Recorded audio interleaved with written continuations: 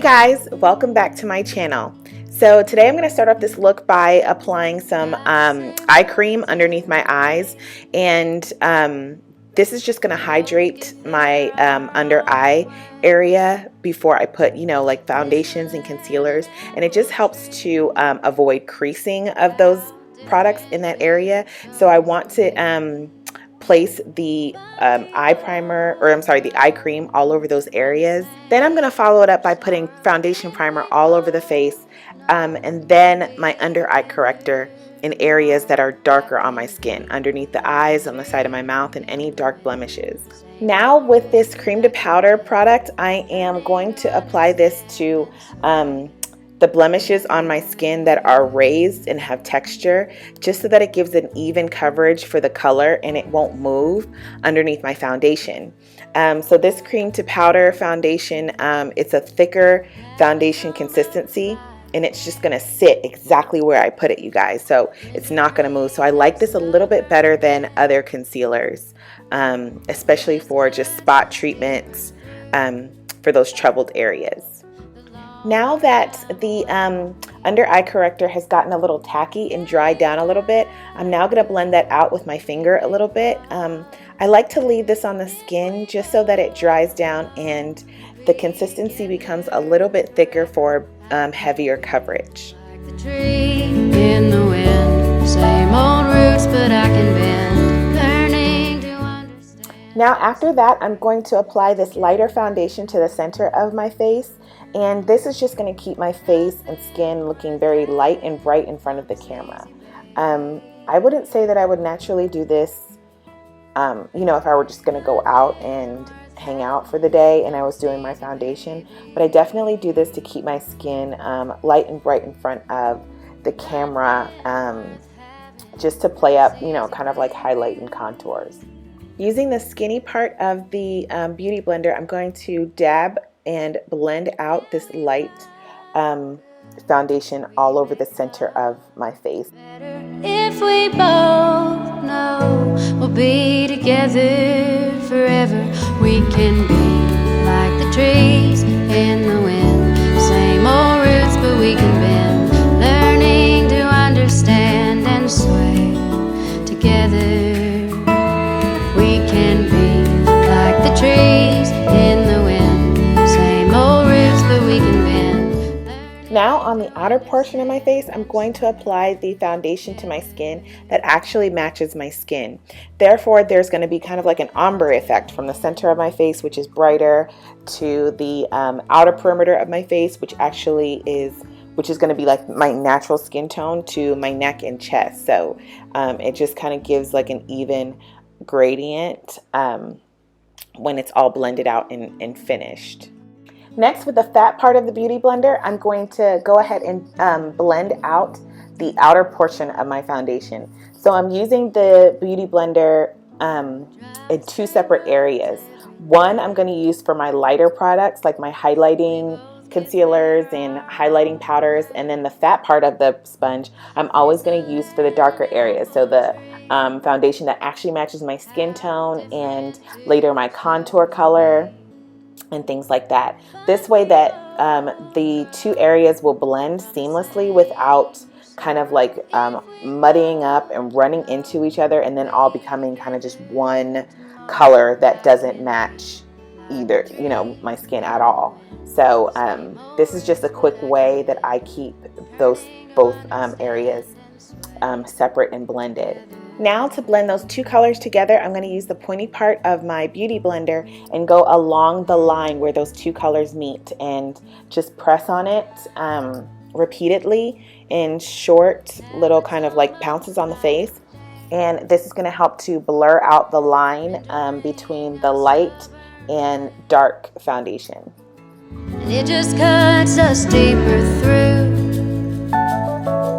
the longer I'm away from you. Yeah, we fight good, we make love better if we both know we'll be together forever. I can be like the tree in the wind, same old roots, but I can bend, learning to understand and sway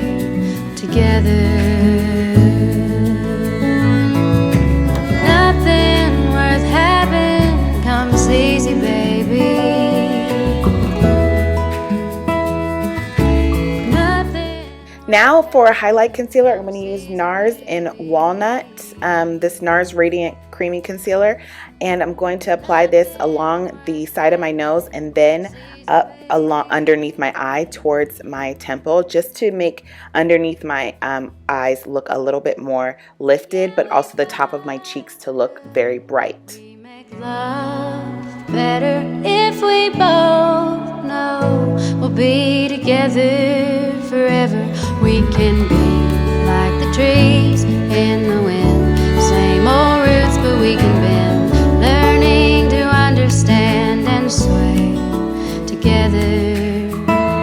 We can be. Now with the pointy part of the Beauty Blender, I'm going to gently kind of pounce this on the skin to blend out the highlighted area underneath my eyes.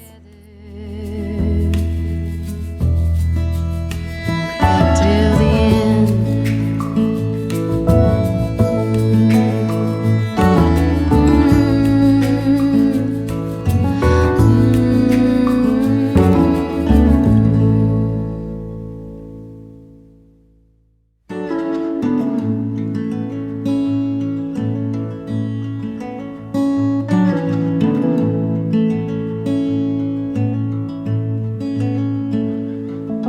Drive the same roads every day. We both get there our own way. Now at the outer corner where the highlight is not really blending out so well, I'm going to use the fat part of the Beauty Blender that I use for the darker parts of the skin to really just kind of blend it all out. Grow from the same. Now I'm going to use a small fluffy eyeshadow brush to apply this yellow based translucent powder underneath my eye so that it really kind of sits and presses in and sets the under eye area in those fine lines. So this way I have more precision and more control with a smaller brush. And then over everything else, I'm going to go over it, over the larger area later with the translucent powder. With my with a foundation brush, I'm going to go ahead and apply my contour color, which is about 3 to 4 shades darker than my skin tone, around the perimeter of my forehead and along my cheekbones to give the cheekbones a little bit of definition. And then I'm also going to apply this color along my chin, and this is what's going to just kind of make my chin appear a little shorter than it naturally is. Not in real life, but mostly in like pictures and video and things like that. So it just distracts away attention from the tip of my chin, making it appear a little bit shorter than it naturally is. Now with the fat part of the Beauty Blender, the one that's designated for the dark products on my skin, I'm going to go ahead and blend out the contour part of the skin. And then in order to blend the highlight into the contour, I'm going to switch between using the highlighted portion of the sponge and blending that on top of the contour and going back over that until you get this ombre effect, and both colors that are very, very different and kind of extreme in color are going to blend together seamlessly. Now I'm going to go back to that yellow translucent powder and set this all over my eyelid, but also underneath my eyes where I applied that walnut concealer, my highlight concealer underneath my eyes. So this is what's going to set those areas all over the face, but also keep that area very bright and light. You guys, please forgive me on this next part. My camera died and I didn't know until I was already kind of into the look. But basically, on my eye makeup, I applied this reddish brown eyeshadow into the socket of my eye, just like I'm doing with this fluffy brush. So I'm going over it just like I would with the regular color, and then I also applied eye primer to my eyelid with my fingers. And then with my eyeshadow brush, I'm going to apply this gold orangey shimmer eyeshadow all over the lid and all over that eye primer, and really pat it and pack it down so that there's an even distribution along the lid. Because sometimes with shimmer eyeshadows, you don't want holes when you start to kind of blend it. So I really want to press this in, make sure that it's set into the eye primer. Thistle and an apple tree, how different two souls can be. But we both grow from the same sorrow. If we both know we'll be together tomorrow, I can be like a tree in the wind. Same old roots, but I can bend, turning to understand and sway together.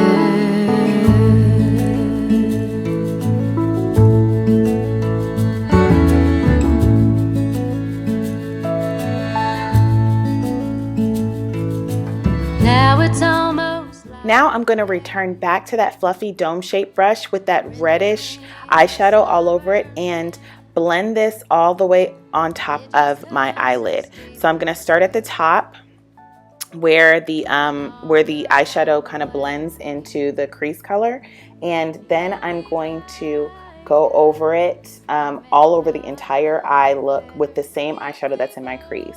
Because this is on top of the shimmery orange eyeshadow, it's going to give a different look and a different effect, but it also kind of calms down the shimmer. So it's not necessarily like a satin finish, I would say, with the eyeshadow, but it definitely calms it down and gives it still a very different look. So there's a different look from the eyeshadow to the crease color still, because there's a different color and texture eyeshadow underneath it. But I love this technique because it turns a very bright and loud eyeshadow and kind of mutes it for just an everyday look or an everyday like transition or something you just want a little bit more low-key and muted. So I started off with the the fluffy dome-shaped brush and then switched back to my eyeshadow brush and applied that red all over on top of that golden orangey shimmer eyeshadow. But we can bend, learning to understand and sway together. We can be like the trees in the wind, same old roots, but we can bend, learning to understand and sway together. Now I'm just going to go over the area with a large dome-shaped brush just to make sure everything is blended out seamlessly and there's no distinct lines between the lid color and the crease color. I want it to kind of look like it's all one eyeshadow color. Now with the powder foundation that actually matches my skin tone, I'm going to apply this all over the skin and even over the lighter areas, the highlighted areas, the contour areas. I'm going to apply this all over so that it has like one even veil all over the skin, and those light and dark colors kind of become a little bit more muted and kind of come together with just the naked eye, and you really won't tell, the contrast or anything like that until you take a picture or anything like that. Now I'm going to prepare my lashes for false lashes that I'm going to put on top of it, and I'm going to apply a couple of layers of mascara to the top lashes.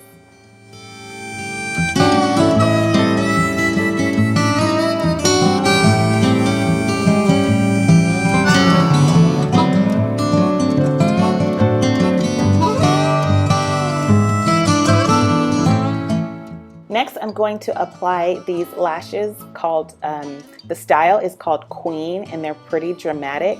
These are by Tashi Lashes, and they're really beautiful and very full and pretty long. So this was really kind of perfect for this look because it just kind of adds a little bit of drama to kind of more of a muted eyeshadow look. And now this eyeshadow is more muted on my skin tone because I have like a red undertone, but if you don't and you have like a cool undertone or olive or anything like that, this eyeshadow look is going to actually look very dramatic on you. So I thought that these lashes really just kind of opened my eyes up and really made them look pretty large. And so since they're so large on top, I'm going to also match the bottom by applying and pulling that eyeshadow color underneath my eye. So with a pretty tight rounded brush, I'm going to apply that reddish brown eyeshadow underneath my bottom lashes, and I'm going pretty low, you guys, so I'm kind of covering all of my bottom lid, and that's okay because I've highlighted underneath my eye, so everything will still look very bright. And like if I had any dark circles or under eye, you know, like bags or any texture underneath the skin, going lower with the eyeshadow will really help to distract away from that, because it kind of draws attention up onto the actual eyeball and away from kind of that problem area. So so I applied that all underneath and then brought that gold eyeshadow underneath my bottom lid as well. Now with a brown eyeliner, I'm going to apply this underneath my bottom lashes. I'm going to do this because it's going to make my eyes appear a little bit larger and kind of match my top eyeline, or my top eyelid. So I'm applying this all over from the outer corner to the inner corner.